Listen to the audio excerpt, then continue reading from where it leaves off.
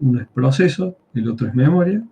Hay un tercer pilar que es discutido. Algunos pueden decir que es input-output, otros pueden decir que es virtualización, otros pueden decir que es persistencia, ¿sí? Pero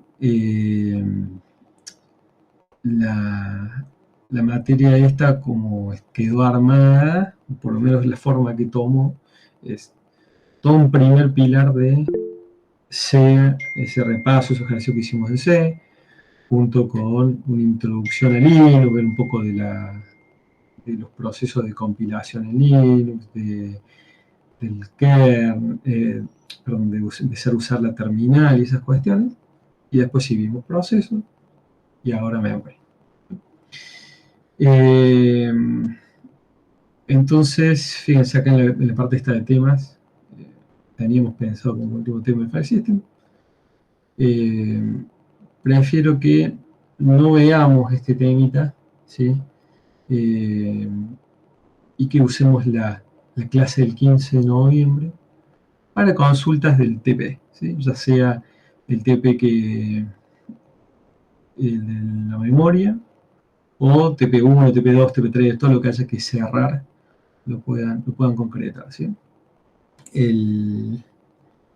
Entonces, hasta ahora, hasta el final de la materia, en lo que yo sobre todo les voy a dar va a ser la memoria, ¿sí? Y el 22 tenemos el segundo parcial, ¿sí?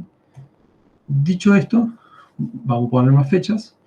Tenemos que el cierre del semestre va a ser, ¿cierto? Ese sábado 23 es la fecha que cierra, ¿sí? La fecha oficial, digamos, creo que es sábado 23 de noviembre. Nuestra clase sería la última el viernes 22. Y bueno, y tenemos el primer turno, que es el 2 de diciembre, y el segundo turno, que es el 16 de diciembre. Perdón, o sea, esas son las semanas, ¿no? Creo que el lunes 2, en general los turnos de sistema operativo son los martes, así que pongámosle fecha a esto, digamos que el 3 y el 17 de diciembre van a ser los turnos, ¿sí? Y bueno, las condiciones que me preguntaban recién. Esto lo actualicé, ¿por qué? Porque ahora no tenemos 4 prácticos, sino que tenemos 3, ¿sí? Entonces, vamos a permitir no entregar, ¿sí?, un TP durante el cursado, o sea que los que ya están cerrando el bash, ¿sí?, bueno, para quedar regular por lo menos métale, ¿sí?, o para poder tener los requerimientos, digamos, de práctico, métanle al cerrar el primero y el segundo, ¿sí?, para lo que queda de clase. Y al segundo turno de examen tenemos que tener todos los TP presentados, ¿sí? O sea que en última Una consulta, instancia, profe.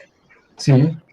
Cuando dice entregar a tiempo, se refiere antes de que cierre el semestre, no el viernes propuesto por No, cada sería, TP. o sea, exacto, para, digamos, ustedes ahora ya van a pasar de que es como, ustedes tienen compañeros que tienen avanzado un poco el 1, tienen avanzado un poco el 2, ¿sí? Y a lo mejor hasta van a cerrar primero el 2 que el 1, ¿sí? Entonces, la idea ahora es como básicamente es resumir esto y decir, bueno, ustedes tienen 3 trabajos, ¿sí? Al 22 de noviembre, que es el cierre del semestre, ustedes tienen que entregar por lo menos 2 de esos 3. Y hasta diciembre pueden terminar los 3 trabajos, ¿sí? Estamos hablando eh, prácticamente de 2 meses todavía, porque tenemos todo noviembre y tenemos 20 días de diciembre, ¿sí? Entonces, tienen, tienen ahí mucho margen, sobre todo porque el práctico ahora, el de memoria, van a ver que es un práctico muy chico, porque o sea, tiene mucho conceptual, pero, pero está bastante cocinado, o el código que le vamos a dar ya resuelve mucho de lo que hay que realizar, ¿sí? Eh, es más que ustedes eh, junten ese código y lo entiendan y sepan cómo verificar que están dando. Eh, y bueno, y con respecto a los parciales, tenemos dos parciales, ¿sí? La típica, aprobar uno regular, aprobar los dos, promoción, y los recuperatorios van a ser en el primer turno de examen, ¿sí? Eh, bueno, eso debería cubrir todo lo que es como más de gestión o de logística de cómo seguir la materia, ¿sí? ¿Tienen dudas? ¿Quieren que repasemos algo de esta primera o esta segunda slide? Pablo, hay una ¿Sí? consulta que seguramente va a surgir es condición libre, ¿cómo va a ser? Bueno, eso también me estuvieron consultando y no sé si eso está definido o lo vamos a definir nosotros después. ¿De qué cosa, perdón? ¿Cómo sería? Libres. Bueno, yo la saqué acá, pero si ustedes van a la, a la primera presentación que yo les di la clase, ahí está bien lo que es la condición libre, ¿sí? Pero básicamente cuando es libre hay un coloquio del práctico, más tener todos los prácticos aprobados, ¿no? Y por supuesto, ¿no? Cuando supónganse que alguien quiere rendir libre, pero quiere rendir libre, no sé, acá 2 años, bueno, eh, van a ser los prácticos que se den en ese momento, ¿no? Yo tengo a veces alumnos que ya no quedan del 19, pero algunos ponele que haya cursado en el 20 y no sé, y la había cursado, pero después se le trabó concurrente, se trabó arquitectura y bueno, y pasaron sus años. Ya hay prácticos que ni yo me los acuerdo, también la realidad es que, que la materia va cambiando y lo que se pidió en ese momento ahora parecería poco, o cambió la perspectiva, ¿sí? ¿Me siguen con eso? Sí, profe. Perfecto. Bueno, bueno, sí, ahí está lo del... Las condiciones, cualquier cosa, yo creo que no me acuerdo si lo pasé, no se lo pasé esto en disco, ¿no?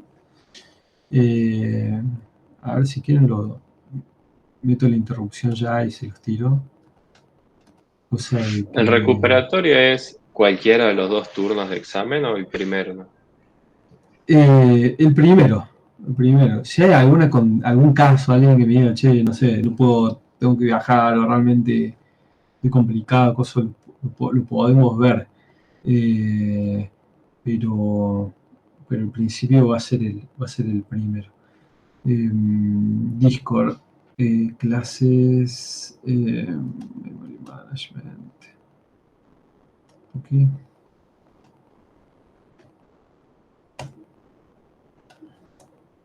Acá les tiro, ¿no? La presentación que estamos viendo ahora, por el que se la quiere bajar y la quiere ir siguiendo a su ritmo, quiere ir spoileando contenido. Bueno,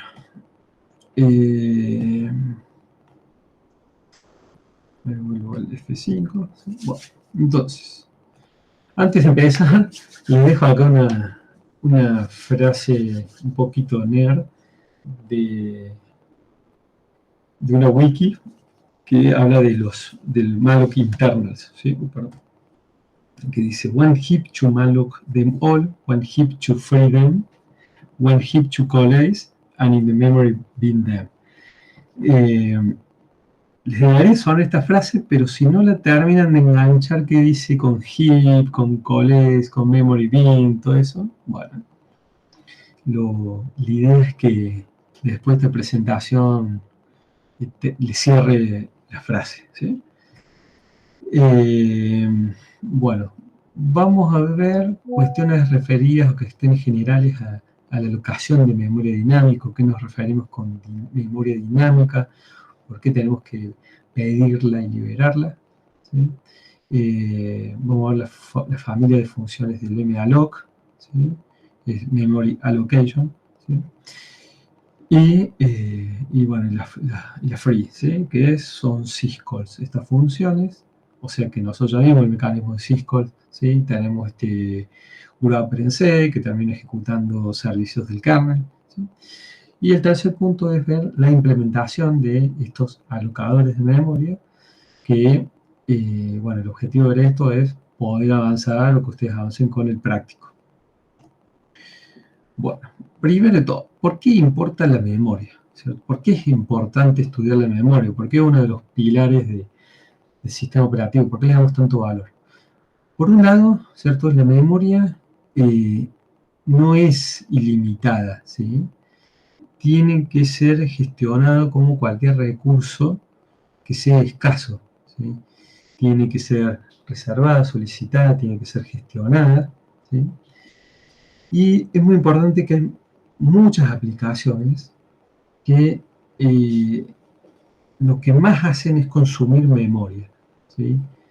Y sobre todo memoria dinámica. Estos programas se llaman, digamos, son memory dominated, o sea, son programas dominados, ¿sí? Por memoria. ¿Qué quiere decir eso? Que hay algunos programas que son muy consumidores de CPU, por ejemplo, ¿no?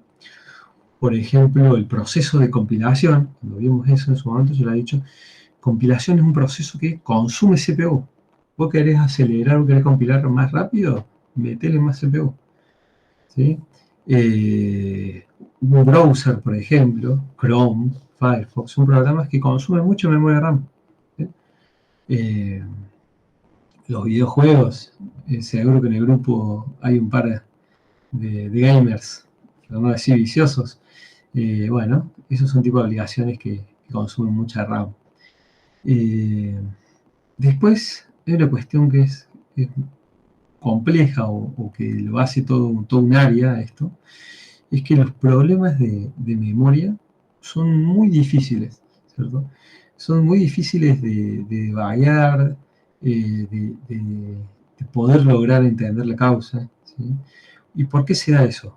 Porque como estamos hablando de memoria dinámica, quiere decir que esto pasa en runtime, o sea que nuestro programa se tiene que estar ejecutando, ¿sí?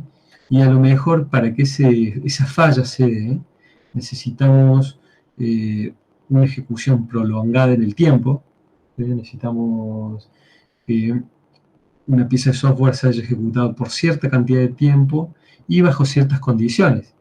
Y si esas condiciones van cambiando, estamos hablando de un evento totalmente estocástico, ¿no?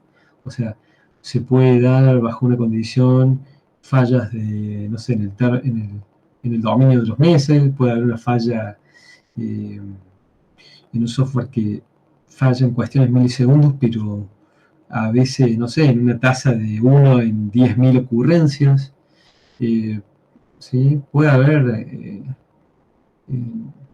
puede ser hasta que en condiciones normales nuestro software prácticamente no falle, pero en un entorno de que está corriendo nuestra aplicación en un sistema que está siendo exigido o está estresado, esa falla se haga evidente. Entonces, ese runtime o esa necesidad de que esto sea dinámico es lo que lo hace muy complejo.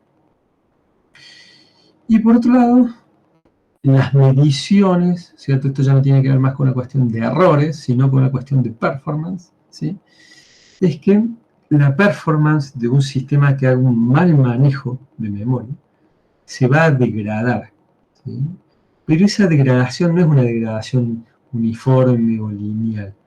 En general, desde mecanismos de hardware hasta mecanismos, digamos, de kernel, ¿sí? De cómo nosotros resolvemos el acceso a memoria, cómo un procesador implementa distintas funcionalidades, ¿cierto? Distintos algoritmos de caché.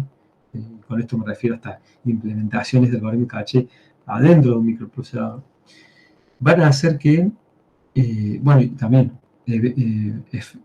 situaciones como, o diseños como la memoria virtual, configuraciones como paginación o segmentación, ¿sí?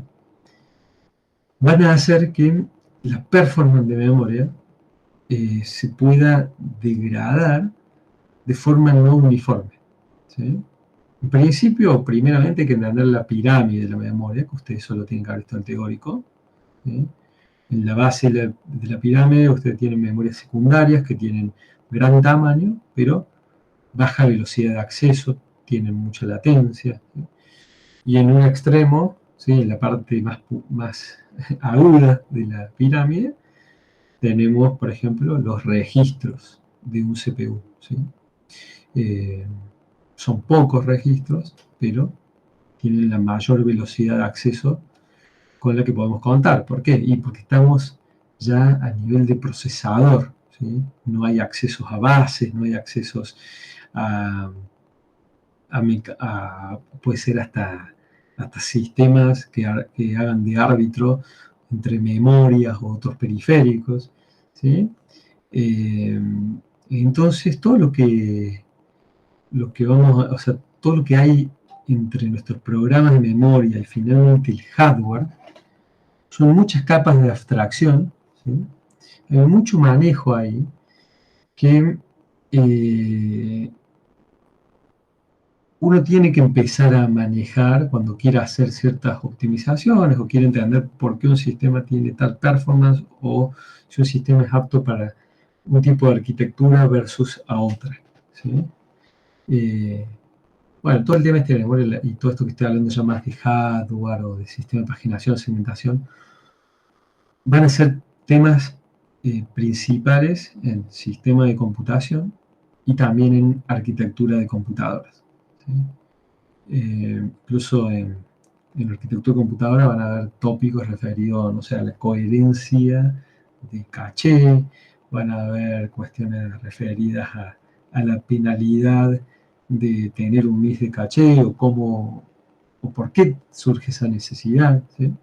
Los sistemas deberían ver de computación cuestiones más referidas, más finas, de segmentación y paginación. Bueno, espero que los convencí de que la memoria es un tema importante. Bueno, a la derecha acá tenemos el gráfico de lo que es memoria, ¿sí? Del layout de un programa. ¿Sí? Nosotros este diagrama lo venimos viendo desde clase 0, ¿sí? Pero ahora vamos a hacer foco en lo que es el heap. ¿Sí? El heap es esta memoria que empieza en la terminación del segmento BCS, ¿sí? Donde guardamos las variables sin inicializar, y se va a expandir, ¿sí? Hasta toparse con el stack, ¿sí? El final del stack, ¿sí? Que si recuerdan, el stack partía de una dirección base, ¿sí? En valores superiores de memoria, en valores altos. Fíjense que tenemos el 0, porque tenemos valores altos de memoria. El máximo de esto va a depender de nuestro sistema. ¿Sí? Y el stack crecía hacia abajo. Entonces el heap, o la memoria del montón, en una traducción literal, ¿sí? Crece hacia arriba. Bien, o sea que al ver este diagramita, ¿sí? Tenemos que tener en consideración que físicamente, si estuviésemos hablando de memoria física, esto va a tener acá un límite, porque colisionaría con toda la memoria que tenemos hacia arriba. Bueno, vamos a ver que para manejar memoria dinámica vamos a tener que apoyarnos fuertemente en el concepto de virtualización de memoria. ¿Sí? Ya vamos a ver un poco más de esto en próximas presentaciones, o sea, en un par de páginas. Pero piensen esto, que vamos a basarnos en páginas, ¿sí? para explicar estos conceptos. Perdón.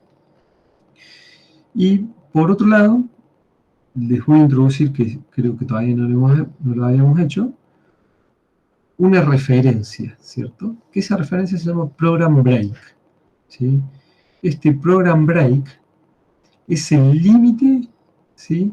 de mi memoria RAM. Pero piénsenlo si quieren como un puntero, ¿sí? Es la dirección donde termina, ¿cierto?, mi segmento de memoria RAM, o mi segmento heap. ¿Bien? Entonces, si yo quisiese saber ¿Cuál es el consumo? ¿Cuál es el tamaño de mi segmento de heap? Bueno, tendría que ser una resta entre el end del BSS y el program breaker. ¿Sí? Bueno. Esta memoria RAM es toda esa memoria que vamos a utilizar de forma dinámica. Ustedes lo pueden haber visto a partir del new, a partir del malloc, ¿sí? En Java también, con el new, cuando instancian objetos. En Python directamente cuando llaman al constructor. ¿Sí? Bueno, toda esa memoria, ¿sí?, la vamos a ir guardando en memoria dinámica. ¿Y qué quiere decir que la memoria es dinámica? Y que la memoria no es parte de nuestro programa, ¿sí? Y acá vuelvan a pensar en la diferencia entre un programa y un proceso. ¿Sí? Esta imagen que estamos viendo acá es un proceso, o sea que es un programa en ejecución. Toda la memoria dinámica, todo lo que ustedes tengan en el heap, no es parte del binario, ¿cierto? O sea, del programa, el archivo ese que ustedes terminen ejecutando. ¿Qué quiere decir esto? Y que imagínense que ustedes tienen un programa tipo un browser, un videojuego juego, que consume, no sé, 5 gigas de RAM, ¿sí? Bueno, si ustedes tuviesen todo eso en memoria estática, tendrían que tener un programa que pese por lo menos 5 gigas de RAM para contener toda esa memoria. Pero no, acá, como eso es inviable, decimos no me guardes esta memoria, no la guardes dentro del binario, no me reserves esa zona, sino que en tiempo de ejecución yo le voy a pedir al sistema operativo la cantidad de memoria que a mí me haga falta. Total, cuando yo la termino de usar, ya sea porque yo explícitamente le digo al sistema operativo no quiero usar más esta memoria, o cuando termine mi ejecución, ¿sí?, yo se la devuelvo al sistema operativo. Entonces, todos los procesos que conviven en un sistema operativo, ¿sí?, pueden ir usando, reutilizando, compartiendo la memoria que existe en el sistema, que ya sabemos que es una memoria limitada. ¿Estamos hasta acá? ¿Alguna pregunta, algo? Me voy a ir al chat a ver si No, profe, si todo bien. quieren. ¿Todo bien? Bueno, por ahora es un poco... Tengo una pregunta, profe. Sí, El heap, ahí, sí. por cómo está dibujado en el gráfico, parecería que es todo contiguo, pero no es así necesariamente, ¿verdad? O sea, uno Es cuando que, pide memoria, cuando pide un pedazo de memoria, puede llegar a recibir de diferentes lugares, ¿verdad? sí, o sea, físicamente está muy bien lo que voy a decir, ¿sí? Pero lo que vamos a hacer acá, fíjense, vamos a manejar direcciones virtuales, ¿cierto? O sea, todos los procesos van a manejar direcciones de memoria virtuales. ¿Qué quiere decir? Que todos los procesos para nosotros van a empezar desde una dirección cero, ¿cierto? O tienen un direccionamiento de memoria, ¿sí?, que no se coincide con el direccionamiento físico. Entonces, a tu pregunta la respuesta sería sí, y en un par de páginas te muestro un diagrama que te va a confirmar lo que estás pensando ahora. Pero muy buena pregunta, ¿eh? Bueno, ¿alguna otra pregunta? Si no, avanzamos. Voy avanzando, pero chicos, interrúmpame, ¿no? Por favor. Miren que es la siesta. Me levanté muy temprano, así que yo me afía a esta hora.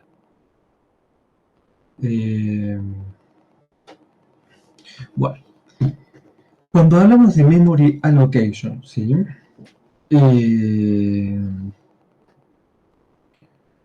la alocación de memoria, ¿sí?, o cómo vamos a pedirle a un sistema operativo que nos dé memoria RAM y nosotros devolvérsela, ¿sí?, cómo hacemos esa gestión, depende del lenguaje que estemos utilizando, ¿sí? Por ejemplo, si nosotros estamos usando C, se usa un esquema que es explícito. Yo te pido y yo te libero, ¿sí? Usamos el malloc, memory allocate, para pedir memoria, y usamos el free para liberar esa memoria. hay un esquema, por ejemplo, que es semi-implícito. ¿Y por qué es semi? Y porque yo te pido, como en Java, es como un esquema media, ¿entendés? Yo te pido, en vez de usar el malloc, en C++ sería el new, en Java también está el new, yo te pido con el new memory. Pero no me voy a encargar de hacer los free. ¿Sí? Los frees o los deletes, va a haber un garbage collector, ¿sí? Que se va a encargar de esa funcionalidad. ¿Sí? Hay detalles, por supuesto, pero no me quiero meter en Java ahora, sino que quiero que ustedes les quede esto, que la gestión de memoria es algo muy grande, es algo muy complejo, hay algoritmos, ¿sí? Y esto depende de cada lenguaje. A veces uno que solo maneja C o lenguajes de bajo nivel, podría pensar que todos los lenguajes hacen lo mismo en cuanto a memoria. Y es más, la verdad es que muchos de los lenguajes que están construidos sobre C, cuando se decide implementar un lenguaje nuevo, dicen, che, no me gusta C, o quiero hacer otro lenguaje, quiero aumentar la portabilidad, la verdad que uno de los principales problemas que tratan de resolver, ¿cierto? O de gestionar en un nivel de abstracción mayor los lenguajes, es casualmente la gestión de memoria, ¿sí? Muchas veces el aporte que un lenguaje le puede hacer a un gestor de memoria en otro lenguaje justifica la creación o la mejora de un nuevo lenguaje. Bueno, entonces, por supuesto, la memoria es un aspecto nomás. Puede haber conceptos mucho más profundos como el paradigma, ¿sí? Pero no, tampoco me quiero meter por ahí. Bueno, y después hay algo que es totalmente implícito. ¿Qué quiere decir implícito? Y que el usuario lo delega de esa responsabilidad, ¿sí? Le dice, usuario, vos usá tus objetos, vos usá tus datos, y yo me voy a encargar por debajo de pedir y devolver la memoria al sistema operativo, ¿sí? ¿Y qué lenguaje aparece? En Python, Perl, Ruby, ¿sí?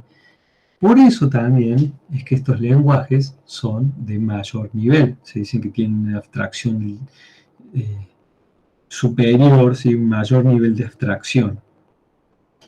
Y a veces, por eso también es que cuando uno necesita performance, cuando uno necesita un sistema embebido, cuando uno necesita un sistema crítico, y en contra de muchos pronósticos de gente que hacía 10, 15 años decía, no, C va a desaparecer, C se lo va a llevar puesto Java, porque tenés la Java Virtual Machine, no tenés que preocuparme de memoria.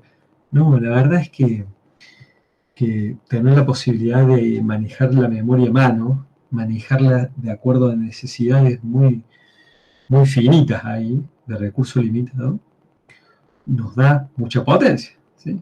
Pero ¿qué pasa? Ahí a veces también, si vos tenés sistemas muy grandes, es inviable que vos manejes todo eso. Entonces, vayámonos a otros lenguajes de un poco más alto nivel, ¿sí? Go, no sé, hay un montón de lenguajes que resuelven la memoria de otra forma. Solo de referencia, no es mi idea meterme en análisis de lenguajes, ¿sí? Yo les dejo acá Python, ¿sí? Les dejo un ejemplo de cómo es la memoria, ¿sí? La gestión de memoria en Python. En Python, acuérdense que todo es un objeto. Entonces, el lenguaje, cuando dijeron, bueno, resolvamos Python, imagínense que ustedes están, creemos Python.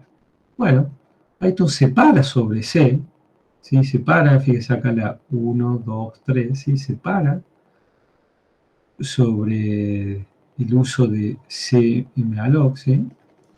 Y construye todo un esquema de capas y tiene un objeto que es un manejador de objetos, es un manejador, ¿sí?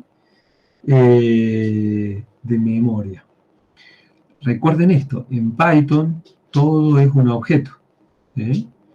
Entonces hay un mecanismo de referencias, de saber si un objeto está siendo utilizado o no, ¿sí? Hay toda una abstracción, hay toda una, pongámoslo en esto, una burocracia, una contabilidad, ¿sí? De objetos, porque todo en Python es objeto, que en definitiva eso se va a traducir a pedidos de más memoria o liberación de memoria, ¿sí? Para que le guste Python, Es un gran lenguaje Python y el que quiere saber esos detalles está muy bueno.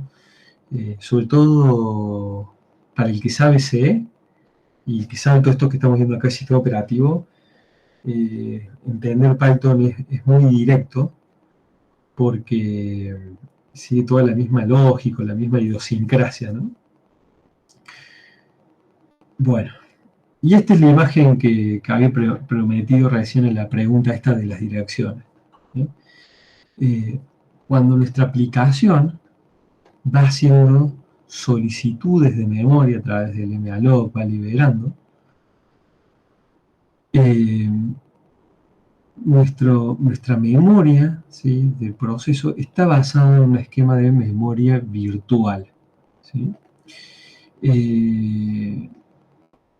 Y acá hay dos elementos, ¿sí?, estos que aparecen como break y mmap. Voy a explicarles primero el break, ¿sí? ¿Quién se acuerda que era el program break? ¿Qué me dice que era el program break? El límite del heap. Es exacto, es el límite del heap. Entonces, piensen ahora al program break o el break como una perillita, ¿cierto? Que si ustedes suben, tienen más memoria. Si la bajan, tienen menos memoria.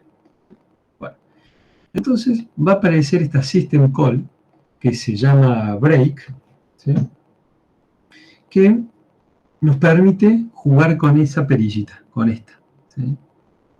Vamos a poder acá, o sea, tener más memoria y tener menos memoria, ¿sí? Bien. Por otro lado,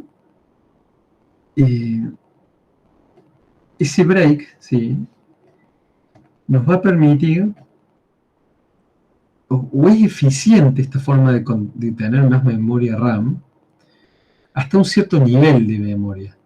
Pero después, ustedes vieron mmap, memory map file, ¿cierto?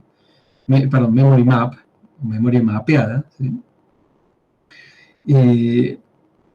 A veces nosotros tenemos necesidad de tener grandes bloques de memoria y esas solicitudes de memoria RAM las vamos a hacer a través de este mecanismo, ¿sí?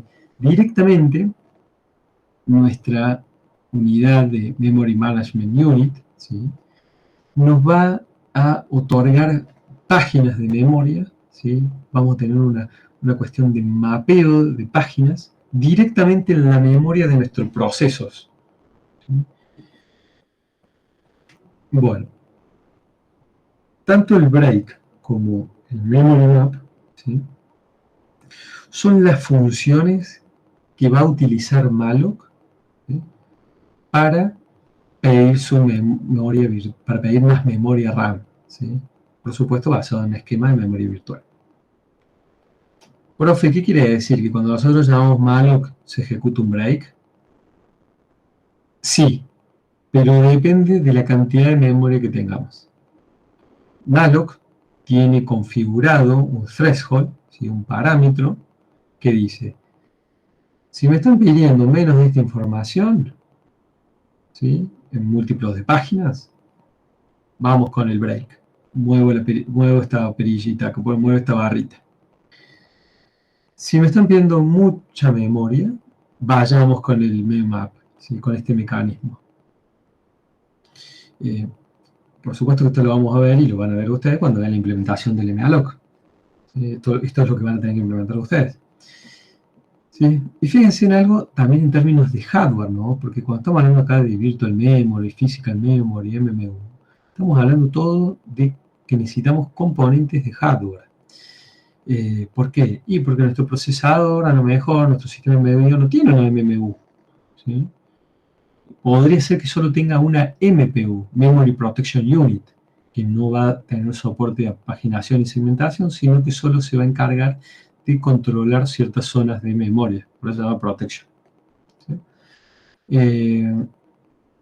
Profe, me está diciendo que si yo no tengo este soporte por hardware, no puedo tener memoria dinámica, no puedo tener el malloc en mi sistema embebido?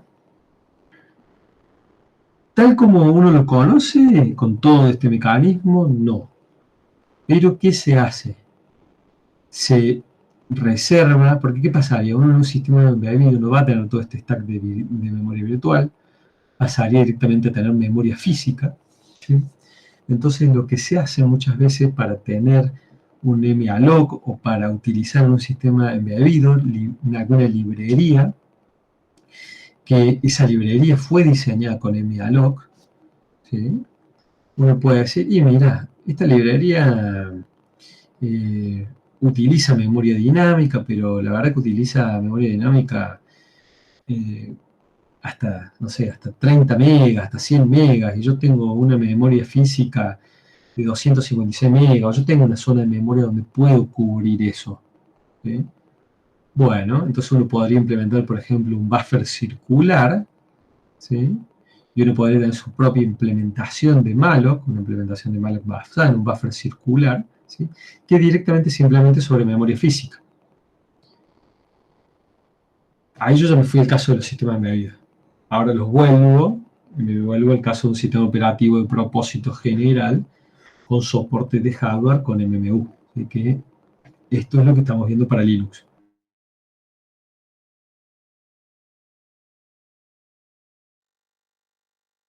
Si te interese algo de eso de embebido, eso que le comentaba, me puede escribir, me escribe por Discord, cosas, y le puedo mostrar código, podemos charlar más del tema. Bueno, recién ya lo comentamos un poco esto de ajustar el program break, ¿sí? ¿Qué dice todo lo que hay acá? Lo que acabamos de charlar. Tenemos esta syscall break y ese break que nos van a permitir jugar con esto, ¿sí? ¿Qué más? Bueno, acá está bueno, hay un límite, ¿sí? Hay un límite hay un límite configurable que se llama rLimitData, ¿sí? Que nos va a decir hasta cuándo un proceso puede aumentar su heap, ¿sí? Esto es un parámetro configurable en el kernel, ¿sí? ¿Y por qué los procesos tienen un límite de memoria RAM? Pues si esto es virtual. Y porque vos tenés que compartirlo con otros procesos. Entonces yo no quiero que un proceso consuma más que el resto de una forma descontrolada, donde si este proceso se lanza me rompe la paz o me rompe la armonía del ecosistema de un sistema corriendo con distintos procesos, ¿sí? Bueno, break y LSBreak básicamente son dos funciones muy similares. El break es la forma más fácil. Vos le decís, poneme el break en esta dirección. Yo te paso un void pointer, ¿sí? ¿Cuál es la complejidad de esa función? Es conocer esa dirección. Entonces, tenemos la función que es sbreak, ¿sí? Que sería setear el break, pero con respecto a un incremento. O sea, moveme el break para tener, no sé, 64 bytes, moveme 3K, ¿sí? Es como, vos movelo el break a la dirección que tengas que mover, pero a mí dame esta cantidad o asegurame esta cantidad de información, esta cantidad de bytes. Y algo muy importante es que el sbreak, ¿sí? Como valor de retorno, fíjense que tiene un void pointer, ¿sí? Nos va a retornar una dirección. Y esa dirección, ¿sí? Es la dirección lista para que nosotros podamos empezar a escribir datos, ¿sí? Entonces fíjense acá, yo tengo acá el program break, le digo dame 2K bytes de datos, perfecto, el program break va a estar acá ahora, ¿sí? Pero yo ¿dónde puedo empezar a escribir? ¿Acá o acá? ¿Dónde puedo empezar a escribir?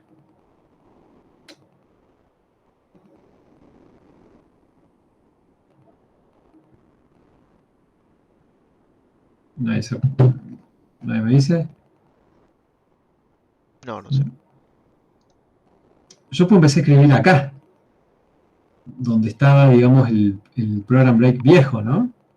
Porque, a ver, déjenme, ¿qué tenemos acá? Fíjense en esto, ¿no?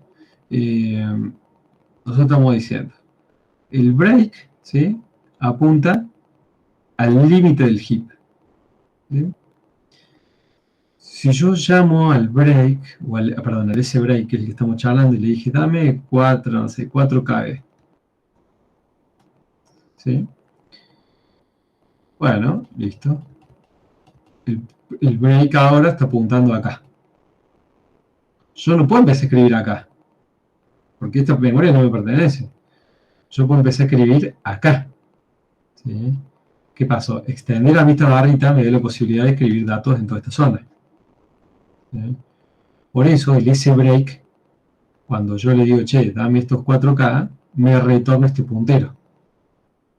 Si queremos lo podemos pensar como en el break anterior. ¿Sí?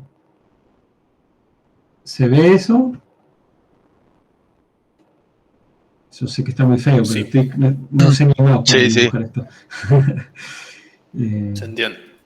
Y creo que se entendía cuando lo dibujaba. Ahora si uno quiere ver, ni yo lo entiendo. Cuando quedó terminada la imagen. Bueno.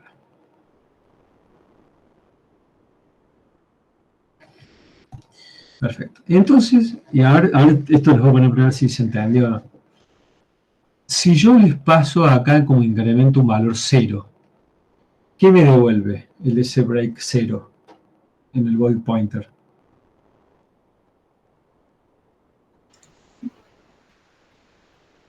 Y el mismo lugar de memoria del heap, cuando empieza el heap. ¿Cuando empieza o cuando termina? Cuando termina, digo. Cuando termina. O sea, me está dando el break. ¿Sí? O sea, me está dando el program break. Porque yo no hice un incremento, entonces me está devolviendo este punto. ¿Sí? Es el program break actual. ¿Sí? Que eso está acá. Special case of sBreak. Si llamamos sBreak con un incremento de 0, nos va a dar la actual posición del program break.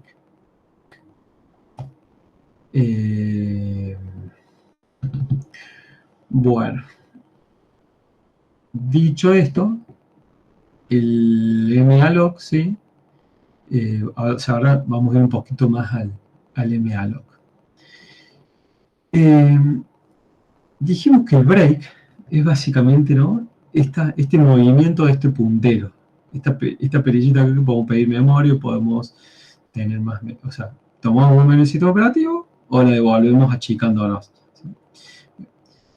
La cuestión es que el break, para pedir memoria, no es suficiente. ¿Y por qué no es suficiente? Y porque imagínense eso, imagínense esto, si yo tengo que liberar memoria, imagínense que yo ocupé memoria RAM que estaba en esta zona acá abajo, ¿sí? Y yo quiero liberar memoria bajando la perillita del break, ¿no?, disminuyendo las direcciones del break, ¿no? Yo solo voy a poder llegar hasta el 0, devolver toda esa memoria, a medida de que se me vaya liberando, porque yo no puedo decir, si yo solo libero memoria reduciendo esto, yo para devolver memorias que están acá abajo, yo primero tuve que devolver todas las memorias superiores. Entonces es como que para liberar memoria es totalmente ineficiente, ¿sí? También podría pasar que son memorias que yo ya tengo lista para utilizar, que no voy a utilizar más, las podría volver a ocupar, ¿sí? Bueno, entonces van a ver que el malloc y el free van a tratar de resolver esos problemas que le estoy diciendo yo, de decir, che, mover sobre una perillita donde yo consumo más o devuelvo más en posiciones de memoria alta, y la verdad es que no alcanza. Hay que construir una capa de abstracción sobre eso, sobre el break y el sBreak, ¿sí? Entonces ahí es donde aparece el malloc y el free. También hay una cuestión. El break y el sBreak, ¿sí?, cómo nosotros modificamos el puntero, ¿sí?, de esa posición de memoria, depende del sistema operativo, no está tan estandarizado, depende de la implementación. Entonces, el malloc sí está estandarizado y es parte del lenguaje de C. Nosotros no importa cómo escribamos o qué hay debajo del malloc, ¿sí? Pero nuestro programa que usa el malloc en un sistema de soporte C que sea compatible con el ISO C, sabemos que no tenemos que no tenemos que preocupar cómo se va a implementar el break o el S-break o todo lo que hay por debajo. Sabemos que nuestro programa va a funcionar, ¿sí? La interfaz del malloc y del free, al ocultarnos todos estos detalles de implementación, al estar ocultando no la lógica de si usaste el break, o si usaste el S-break, o si usaste el mmap, ¿sí? Hace que tengamos una interfaz mucho más simple de utilizar. Y finalmente este puntito que yo les mencionaba recién, que nos va a permitir arbitrariamente, ¿sí?, liberar bloques de memoria. ¿Por qué? Porque yo recién decía esto, una limitación, yo no puedo solo devolver las partes de memoria que me van quedando acá arriba, ¿sí? Entonces van a ver que el comando free va a implementar una lista que se llama la free list, la lista de bloques libres, ¿sí?, donde vamos a tener la capacidad de reciclar esos bloques de memoria, ¿sí? ¿Qué quiere decir reciclar? Y que vamos a tener bloques de memoria que los vamos a poder reutilizar sin devolvérselo al sistema operativo. ¿Qué quiere decir eso? Y le acabas de pedir memoria del sistema operativo y ya no lo usaste más. Bueno, en vez de pedirle otro bloque más al sistema operativo y seguir consumiendo memoria, usa el que acabas de liberar, ¿sí? Bueno, toda la lógica esta que estoy charlando ahora, lo que les estoy comentando, se va a implementar a través del mecanismo del malloc y el free. Y por supuesto, esto es lo que ustedes van a terminar viendo en el práctico. Bueno, así como está el malloc, hay otras funciones como el calloc, el realloc, ¿sí? Una consideración muy rápida con el malloc es que simplemente jugar con esta perillita, ¿sí? Entonces, ¿qué quiere decir? Solo estamos obteniendo cantidad de memoria. Acá no hay una inicialización del bloque, ¿sí? Vos tenemos memoria y ahí en esa zona de memoria que tenés lista para usar puede haber cualquier cosa. Y esta es la fuente de problemas de utilizar una variable sin inicializar, ¿sí? ¿Cuántas veces uno crea una variable, crea un objeto en el heap y no lo inicializó? Entonces, como no está inicializado, puede tener cualquier información ahí y por ende generar un problema. Para evitar ese problema, tenemos la posibilidad de usar el calloc, que el calloc lo que hace es, a la zona de memoria, ¿sí?, que nosotros queremos reservar, la trata como si fuese un arreglo de datos, ¿sí? Entonces nosotros le podemos decir, créame de esta cantidad, ¿sí?, una cantidad de elementos que tiene este len o este size, ¿sí? Y esa memoria va a estar inicializada a 0. Bueno, después tenemos el realloc. ¿Y qué pasa si pedimos memoria y nos damos cuenta que queremos agrandar a ese, por ejemplo, a ese buffer? Porque cambiaron las condiciones de mi sistema, entonces yo, como creció tanto, quiero usar otra zona de memoria, ¿sí? Bueno, pueden pasar dos cosas. Puede pasar de que si tengo memoria contigua lista para usar, voy a simplemente continuar usando la memoria donde yo estaba, más un poquito más de una adicional. Pero si yo tuviese que extender ese tamaño y no hay lugar donde yo quiero, bueno, a lo mejor tiene que haber una realocación real de esos datos. Bueno, pero son distintas versiones de esta función que todo parten de usar el malloc, ¿sí? Uno podría o sea, sobre el malloc construir el sabor de función que quiero. Bueno. Y ahora un poquito más en detalle el free, que ya se los vengo mencionando, ¿sí? Entonces, el free, ¿qué va a hacer? Bueno, vos, ¿cuál es la condición del free? El free dice, vos dame un puntero, pero no cualquier puntero. Dame un puntero que fue obtenido, ¿sí?, como retorno de un malloc, ¿sí? O sea, este void pointer. Yo acá no le puedo pasar cualquier dirección, ¿sí? ¿Por qué? Porque el comando free, o el operador free, tiene una lista de bloques de memoria, ¿sí?, donde va a decir, o sea, va a gestionar esos bloques, pero solo va a gestionar bloques que fueron obtenidos por el malloc. Si vos le pasás ahí cualquier dirección, ¿sí?, esa dirección puede que no corresponda a un bloque de esos, ¿sí? Entonces, puede haber ahí un comportamiento indefinido. O sea, ¿qué dice la norma? Que si nosotros pasamos un void pointer que no fue obtenido por un malloc, el comportamiento es indeterminado. ¿Por qué es indeterminado? Y porque depende de la implementación del free. Una implementación podría decir lo ignoro, otra implementación podría decir genero un error, ¿sí? Otra implementación podría decir, no sé, fallo, ¿sí?, o no haga nada y dejo que explote. Bien. Si nosotros decimos un free null, el free null no hace nada, ¿sí? Digamos, la recomendación, el comportamiento estándar del free es que si uno hace free null, no hace nada, ¿sí? No es un error esto. Entonces, también esto abre la puerta a que nosotros, como escritores de código, como programadores, tenemos que saber que si nos la estamos mandando y hacemos un free null, no lo vamos a ver como un error. Profe, pero ¿cómo voy a hacer un free null? ¿Y qué pasa si vos estás pasando un puntero que vos pensás que tiene una dirección de memoria, pero está mal inicializado, está mal asignado y estás pasando un null?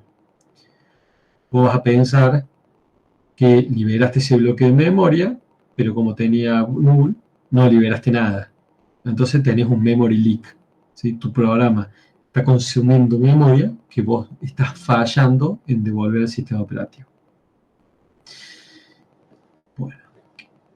Ahora viene otro caso. Dice, ¿qué pasa si yo hago un free de un puntero que sí me lo había devuelto malloc, pero lo vuelvo a utilizar, ¿sí? O sea, yo hago un malloc, me devuelve un pointer. Hago un free, lo devuelvo y lo vuelvo a usar el puntero. ¿Cómo lo vuelvo a usar? Y, por ejemplo, lo vuelvo a usar para acceder a una variable miembro de ese puntero, porque ese puntero es un puntero en una estructura. Lo que dice la norma es que ese comportamiento es impredecible, ¿sí? ¿Qué quiere decir eso? ¿Por qué es impredecible?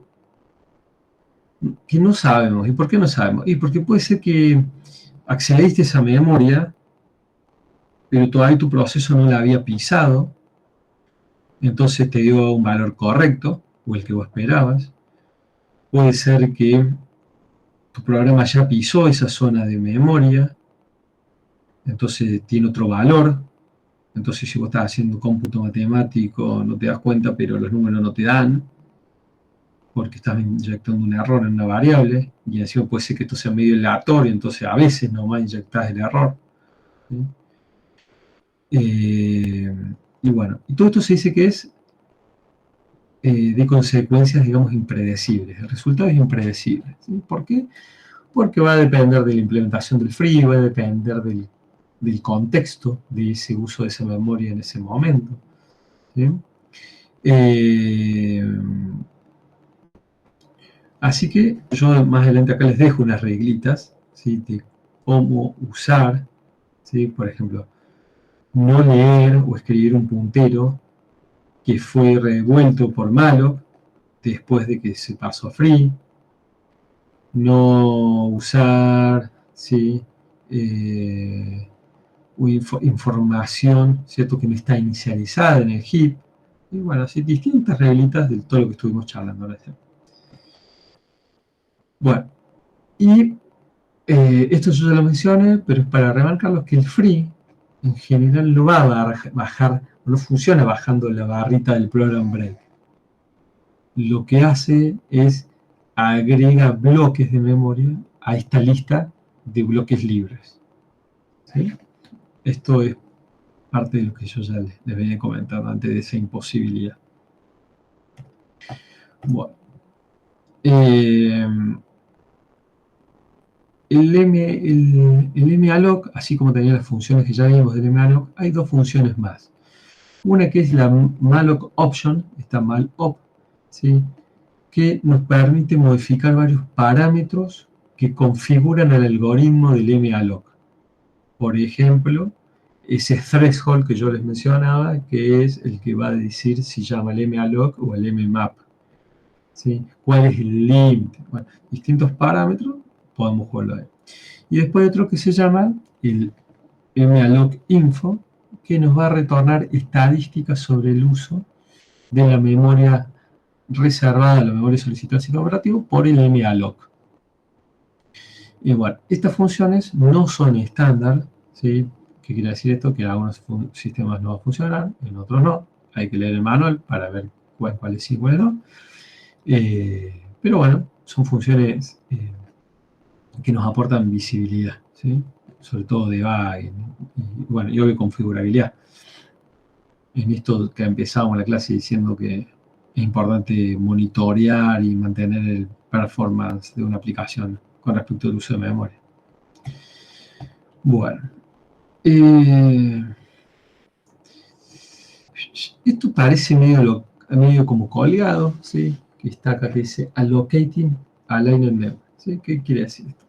Esto lo que dice es de que cómo reservamos, cómo alineamos, ¿cierto? Memoria que fue solicitada al sistema operativo, ¿sí? Cuando nosotros le decimos al sistema operativo, yo quiero memoria para utilizar, ¿sí? Nuestra memoria tiene que estar alineada, ¿sí? ¿Por qué tiene que estar alineada? Y porque dependiendo de la arquitectura de hardware que nosotros tengamos, ¿qué quiere decir esto? A la forma en que podemos acceder a zona memoria a través de los bases, ¿sí? De bases de datos, de bases de direcciones que tenemos, esos componentes de hardware nos van a poner con restricciones o nos van a poner una característica de alineación. Por ejemplo, decir, bueno, yo mi información, ¿puedo accederla de a byte? ¿Puedo accederla de 8 bits? ¿O este bus me permite solo acceso de Word, o sea, de 32 bits o 4 bytes? ¿O tengo un bus en el que solo puedo hacer accesos de 128 bytes, o bits, perdón? ¿Sí? Entonces, todas esas características de alineación las van a poder organizar con estas funciones, ¿sí? En un sistema de 64 bits, vamos a obtener siempre con malloc direcciones alineadas a 8 bytes, ¿sí? 8 por 8, 64. ¿Sí? ¿Por qué esto? Y porque malloc por defecto nos va a dar direcciones compatibles con 64 bits de memoria, ¿sí? En un sistema de 32 bits, esto va a ser alineado a 4 bytes, ¿sí? O a 32 bits. Esto lo van a terminar de entender cuando vean las digitales o cuando hagan el práctico y tengan que alinear sus direcciones de memorias a 8 bits, ¿sí? Perdón, a 8 o a 4, depende del sistema donde estén o donde quieran implementar esto. Bueno, y acá viene lo que tiene que ver con la implementación de estos allocators, ¿sí? O del malloc o el free. Antes de pensar cómo vamos a implementar esto, ¿ustedes vieron memoria en el teórico? ¿Vieron fragmentación interna y externa? Sí, profe. ¿Sí? Buenísimo, eso nos va a servir para lo que viene acá. C++ en cierta forma hace algo semi-implícito con el concepto de RAG, Resource Acquisition and Initialization, eso a partir del estándar 14. Exacto. De hecho, muchas de las nuevas versiones de C++ es como empezar a hacer lo que otros lenguajes de más alto nivel van haciendo, van resolviendo, no más que otro paso. Está bueno el comentario. Bueno, esto de memoria, ¿sí? Entonces tenemos nosotros. Fragmentación interna o externa, ¿sí? Entonces, ¿qué quiere decir? Y si nosotros vamos a diseñar operadores que van a gestionar la memoria, tenemos que diseñarlo para disminuir la fragmentación interna o externa o balancear por lo menos estos dos tipos de problemas. Bueno, entonces, ¿cuál sería la implementación más básica de un malloc? ¿Sí? Y sería vos, ¿cierto? Esto es una implementación tonta, ¿no? Sería, nosotros tenemos la misma interfaz del malloc, ¿cierto? Vos dame un size y yo te devuelvo un puntero con esa, asegurándote que por lo menos tenés esa memoria. Bueno, dijimos que el sbreak con 0, ¿sí? Con amount 0 de memoria, nos iba a dar el program break actual. ¿Sí? Entonces, lo único que hacemos es, obtenemos el program break actual para poder retornarlo, ¿sí? Cosa que mi programa que consume tmalloc, que se llama tmalloc, puede empezar a escribir en el program break actual, ¿sí? Y lo único que hacemos es llamar a la función sbreak con este nuevo size, ¿sí? O sea, aumentamos, desplazamos el sbreak para que tener la cantidad size de memoria, checamos que esto haya sido todo bien y devolvemos el puntero, el break viejo, ¿sí? ¿Se entiende este dummy malloc? Sí, sí. ¿Sí? Perfecto. Bueno. A ver. Es una solución simple, rápida, está bárbaro, pero la verdad que no es real esto, ¿sí? ¿Por qué? Y por el problema que estuvimos viendo esto de cómo vamos a liberar la información, no vamos a poder hacer un free, ¿sí? Y después cómo vamos a hacer la realocación, cómo vamos a agarrar información que teníamos ahora y la vamos a llevar a otro lugar, ¿sí? Bueno, entonces lo que vamos a hacer es, en vez de manejar a la memoria solo jugando con la barrita del break o del program break, vamos a decir, bueno, yo tengo toda una zona de memoria y voy a plantear una estructura, ¿sí? Yo voy a decir que tengo una lista donde voy a manejar mis bloques de mi memoria. A cada bloque de memoria yo le voy a poner un bloque de memoria, lo vamos a llamar data, ¿sí? A donde yo quiero meter los datos. Y por encima o anterior a los datos voy a crear un encabezado o metadata, ¿sí? Información que tiene que ver con los datos, pero que no son los datos. ¿Qué voy a poner ahí en esa metadata? Y un puntero del próximo bloque para que yo pueda ir recorriendo este arreglo o esta lista de bloques. Voy a tener un flag que me diga si está libre o no. Porque si está libre lo puedo reutilizar. Y si está ocupado, lo dejo ahí como está tranqui, está ocupado, ¿sí? Y, por supuesto, también voy a saber el tamaño de ese bloque. ¿Para qué voy a saber el tamaño de ese bloque? Y imagínense que si yo tengo un bloque libre y quiero saber si lo puedo usar, ¿sí? Bueno, che, ¿puedo usar este bloque? Sí, está libre. Bueno, yo necesito 1 mega. Ah, no, este bloque es de 500 megas, perdón, de 500 bytes.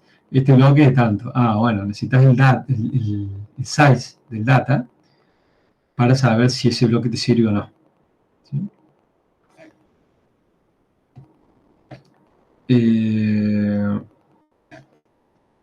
Bueno, esto tiene que ver también con lo que veíamos antes de alineación de memoria. Yo les decía que según los bases, ¿cierto? Según la arquitectura de hardware que ustedes tengan, pueden tener distintos requerimientos de alineación, ¿sí? Entonces, suponiendo que estamos en un sistema de 32 bits, tenemos una alineación de 4 bytes. Si es uno de 64 bits, una alineación a 8 bytes. ¿Sí? Bueno, ahora, para los ejemplos, vamos a pensar en la alineación de Word, o sea, de 4 bytes o 32 bits. ¿Sí? Bueno, entonces, nosotros, ¿qué vamos a decir? Bueno, mira, vos cuando tenés el malloc, ¿sí?, lo vamos a alinear a 32 bits para soportar 4 bytes para soportar nuestra alineación de memoria en un sistema de 32 bits. ¿Sí? Bueno, en el caso del header, supongamos que decimos, bueno, el header tiene n bytes, ¿sí? Pero para hacer más fácil esto, pensemos ahora que el header está alineado y es múltiple de esa alineación. ¿Qué quiero decir? Que imagínense que acá ustedes tienen la dirección 0, ¿sí? Acá tienen 1, 2, 3, 4 bytes. Esta arranca de 32 bits, o una dirección, si esto es 0, esto es 4, ¿sí? ¿Por qué? Para estar alineada a 32 bits. Perdón, en este ejemplo está usando una alineación de 8, ¿cierto? Está usando, en vez de 4, está usando de 8. ¿Sí? ¿Por qué? Porque podría estar usando la de 4 en realidad también. Imagínense acá esto. Sigamos con la de 4. Yo les muestro por qué. Imagínense que ustedes tienen, ahora los datos de usuario tienen 5 bytes, ¿sí? No más. Los primeros 4 bytes van a estar alineados, ¿sí? El quinto byte también va a estar alineado porque va a empezar en una dirección múltiple de 32 bits. Pero, si yo quisiera ahora poner un dato nuevo, acá en los textos como naranjito, rojito, ese dato ya no está alineado. ¿Por qué no está alineado? Y porque nosotros queremos acceder a direcciones múltiples de 4 bytes, ¿sí? Entonces, hay 3 bytes que están desalineados, ¿sí? O sea, yo no puedo utilizar estos 3 bytes, ¿sí? El próximo dato, para estar alineado, tendría que venir acá, ¿sí? Entonces, yo tengo 3 bytes que voy a perder, ¿sí? Entonces, eso digamos, es fragmentación, ¿no? Es fragmentación que se da por respecto a la alineación. Eso, ¿entienden este diagramita? ¿Lo ven o no?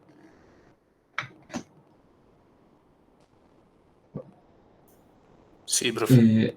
Ahí lo seguimos viendo.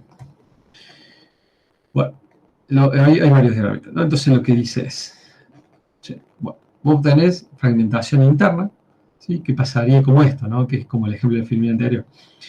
Vos, entre el bit 27 y el bit 32, como esa zona de memoria no la vas a usar para que tu próximo bloque B esté alineado, ¿sí? Eso lo perdés. ¿Sí? El bloque C también lo perdés, ¿sí? Eso es fragmentación interna, ¿sí?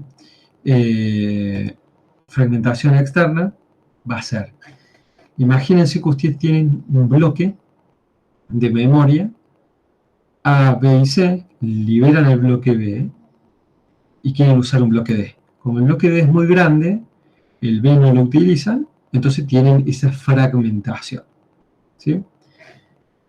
Entonces, cuando ahora veamos el uso de la lista de bloques libres, van a aparecer dos técnicas, ¿sí?, que van a apuntar a eso, a compensar estos errores, ¿sí? Por ejemplo, ya se los comento. Bueno, veamos, ¿sí? Veamos, implementación del malloc, ¿sí? ¿Qué va a hacer el malloc? Acá nosotros tenemos nuestra lista, y la lista de memoria con toda la metadata, los bloques de datos. Dice, si nosotros queremos hacer malloc, vamos a buscar en la lista, ¿sí?, un bloque de memoria que esté listo para usar, ¿sí? Si ese bloque está libre, nosotros lo que podemos hacer es decir, che, yo tengo, o sea, ¿este bloque a mí me alcanza o no? Sí, me alcanza el tamaño. Bueno, puedo hacer lo que se llama split de bloque. Digo, yo necesitaba esta cantidad de tamaño, pero tengo mucho más. Parto el bloquecito en dos, me quedo con la parte que me hace falta, ¿sí? Me va a quedar un bloquecito más chiquito libre, pero va a quedar útil para otros casos, ¿sí? Ahí es como que relaja un poco la fragmentación interna. Después, con respecto a esto que yo decía del split, hay otra técnica que va a compensar eso, que es la fusión de bloques. Yo encontré un bloque, o sea, perdón, yo tengo libres, ¿cierto? Dos bloques contiguos. Imagínense, yo cuando voy a liberar un bloque, me doy cuenta que los bloques vecinos están libres, o uno al menos está libre. Bueno, lo que puedo hacer es, en vez de dejar 3 o 2 bloquecitos chiquitos libres, como están adyacentes, los uno, los fusiono y armo un solo bloque más grande, ¿sí? Entonces esas técnicas van a ir compensando la fragmentación. Bueno, eso por un lado. Por otro lado, la forma en que nosotros... ¿Sí? Perdón. Una consulta. Sí. La función malloc en determinado momento hace esa defragmentación. ¿O quién haría esa defragmentación? El malloc, cuando va buscando y obtiene un bloque libre, si tenés un bloque que es muy grande y vos necesitas menos, se rompe el bloque. O sea, hace un bloque más chiquitito. Bien. ¿Sí? Y después, cuando vos liberás bloques en el free, cuando vos lo liberás, es en ese momento vos chequeás. Me fijo, che, estoy liberando este. ¿Alguno de mis vecinos están libres? Sí, yo. Bueno, tú, los uno. Y en vez de tener dos bloques libres, tengo uno grande. Bien, bien. Se entiende. Gracias. Sí, yo a lo mejor más adelante está un poquito más, está más explicado mejor, más adelante. Pero que eso que estoy diciendo está acá en el punto 3. Dice, si un bloque es de exactamente el mismo tamaño, ese bloque se devuelve. Pero si puede... ¿Ves? O sea, perdón, se devuelve ese bloque, ¿cierto? Y cualquier bloque más chiquito se deja, o sea, is se deja disponible en la lista de free list. ¿Sí? Bueno. Para el malloc, la forma en que vamos a buscar un bloque libre, ¿sí? Ahí aparecen algoritmos que yo me imagino que ustedes vieron en el teórico. Les debería sonar el first fit, el best fit o el worst fit. ¿Me suena? Sí, sí, sí. ¿Sí? Entonces el first fit sería, che, el primer bloquecito que a mí me condice esta condición, lo encuentro. Fíjense que a lo mejor es el primero, a lo mejor no era el ideal el primero, porque me encontraste un bloque, pero como vos solo te quedaste con una partecita de ese bloque que era muy grande, me rompiste ese bloque grande en otro más chiquito y me dejaste otro más chiquito. Ah, no, bueno, a lo mejor el best fit es mejor, o el worst fit, ¿sí? Entonces, para buscar, en esto de la búsqueda, están estos algoritmos, ¿sí? Bueno. Y después hay otra cuestión. ¿Qué pasa si en la lista esta de bloques disponibles no tenemos ningún bloque? Como podría ser la condición inicial. Mi proceso arranca sin memoria heap. ¿Cómo hago para obtener bloques nuevos? Bueno, ahí es que si yo no tengo bloques en mi lista free, ahí voy a tener que hacer una llamada al break. Voy a tener que pedir al sistema operativo, sistema operativo, dame por lo menos esta memoria para que yo pueda crear un bloque de memoria libre, ¿sí? Y ya obtengo mi primer bloque. Y con el mecanismo de este algoritmo vas a empezar a particionar el bloque. Si ese bloque se particionó y está lleno, vas a pedirle más al break, ¿sí? Y algo interesante es que al tener toda esta lógica, este mecanismo, la cantidad de llamadas al break, el break y ya sea para pedir memoria o para devolver, disminuye. ¿Por qué? Y porque toda la demanda de memoria que uno tenga la va a poder resolver en general con estos bloques, ¿sí? Solo tu programa, cuando no tenga más o necesite escalar esto, que le va a pedir memoria del sistema operativo. ¿Sí?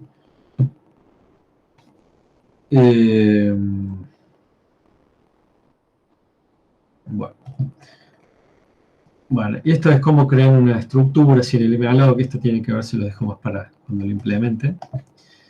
Bueno, y esta es la implementación del free. O sea, el free que tiene que hacer es encontrar el bloquecito, el chunk es como un pedazo de tiza, ¿no? El bloquecito de memoria a ser liberado, evitar la fragmentación espacial y tratar de liberar memoria. ¿Sí? La búsqueda, fíjense, ustedes en la estructura, en la metadata de su bloque, van a tener ese pointer. Y ese es el pointer que le están pasando al free. Por eso yo les decía, es muy importante que el free solo le pase un puntero que fueron obtenidos por el malloc. Porque si no, no van a encontrar esto. ¿Sí? El tema de evitar la fragmentación, acá está lo del split chunk y el fusion free chunks, ¿cierto? El split es partimos bloquecitos, la fusión es esto de unir bloques, ¿sí? Y acá hay una cuestión extra.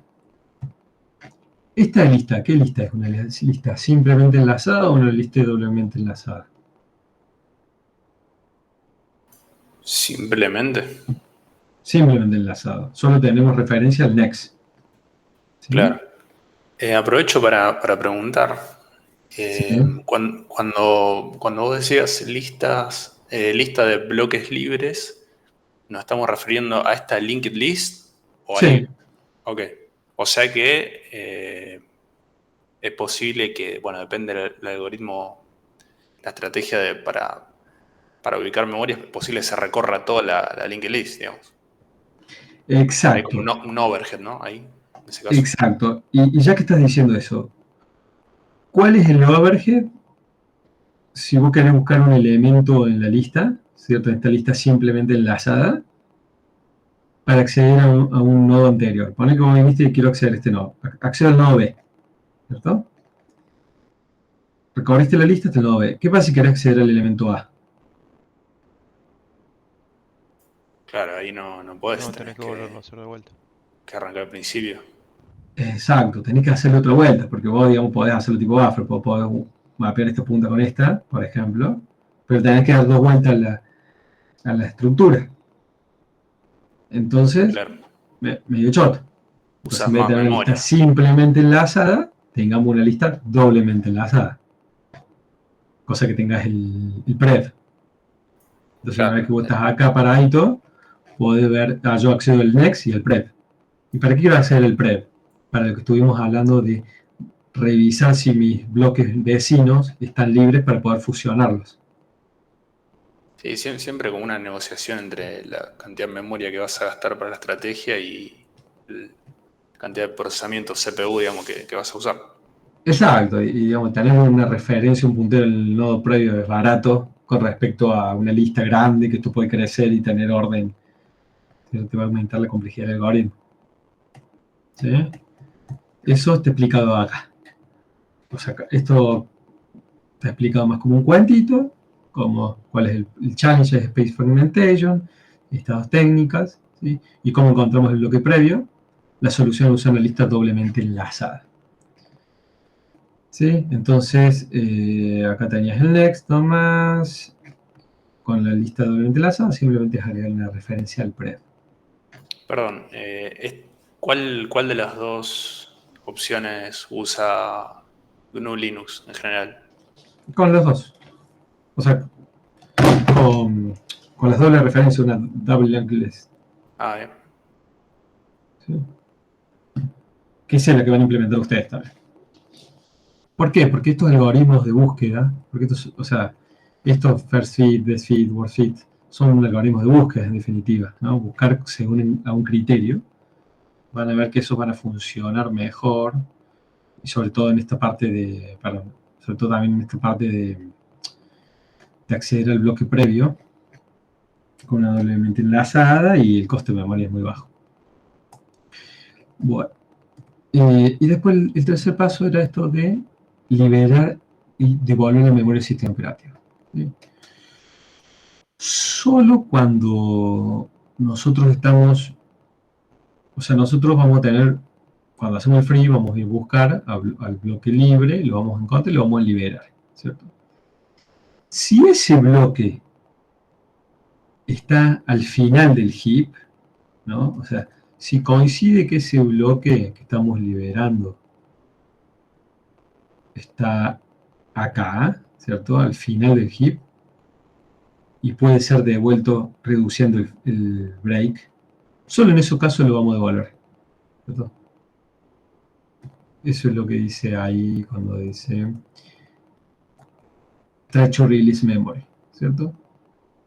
Si estamos al final del heap, simplemente llamamos el break y lo devolvemos, ¿sí? Bueno, esto es un resumen de todos los pasitos. Y bueno, y esto es lo que vimos de Located Memory con mmap, que ya hablamos un poco, que era que dependiendo de la cantidad de memoria que nos pide nuestro malloc, puede irse por el camino del break o puede irse por el camino del mmap, ¿sí?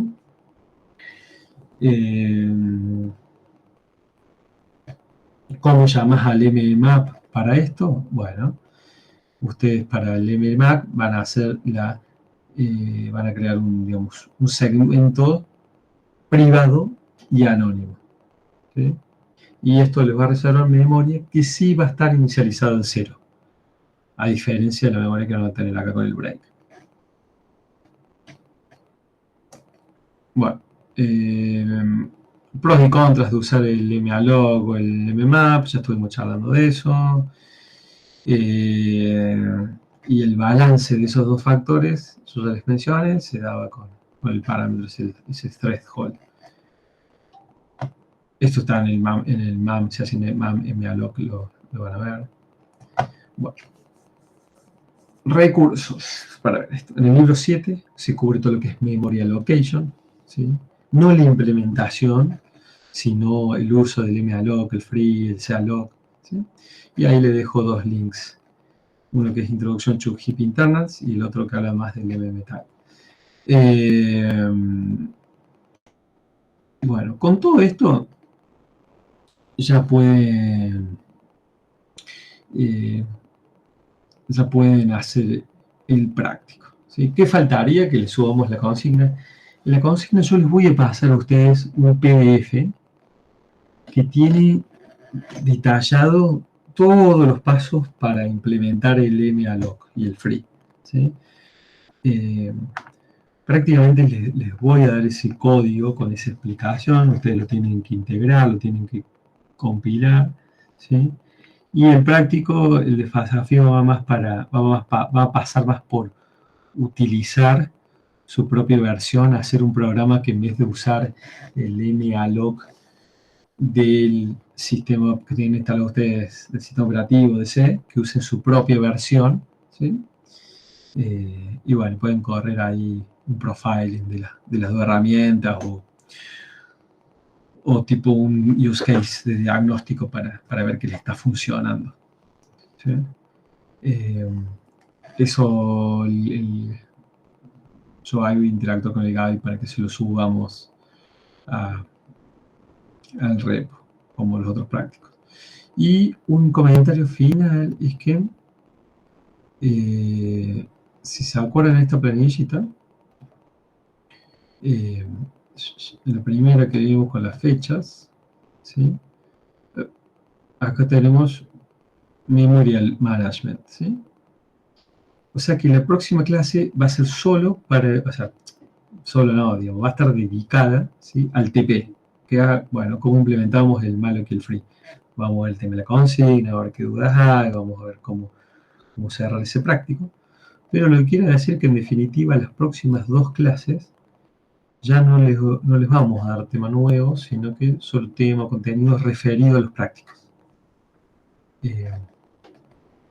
¿A qué voy con esto? Que también si alguien quiere, antes de avanzar con el free, o está avanzando en el free y tiene dudas sobre los otros dos prácticos anteriores, bueno, también podemos usar la clase que viene más la otra. En definitiva tenemos dos clases para tratar de cerrar los prácticos, ¿sí? Bueno. Y obvio que acá en la parte de memory, ¿sí? Les dejé, tienen acá una implementación un ejemplito del free y el sbreak, ¿sí? Estos son funciones muy básicas, ¿no? Como para repasar lo que estuvimos viendo. Tienen la implementación del dummy malloc de las filminas, como para jugar y ver que eso funciona así. ¿Qué pasa si hacen un free after malloc? Cómo llamar al malinfo, esta función que no era estándar, pero para ver qué cosas nos devuelven. El malloc, bueno, en free, esto es por si hay algún despistado o alguien que no se acordaba del malloc, empiece por acá. Ya que tienen el realloc, el reallocate. ¿Sí? Ejemplitos de código para que jueguen. Bueno, dicho esto, no sé si hay dudas, consultas.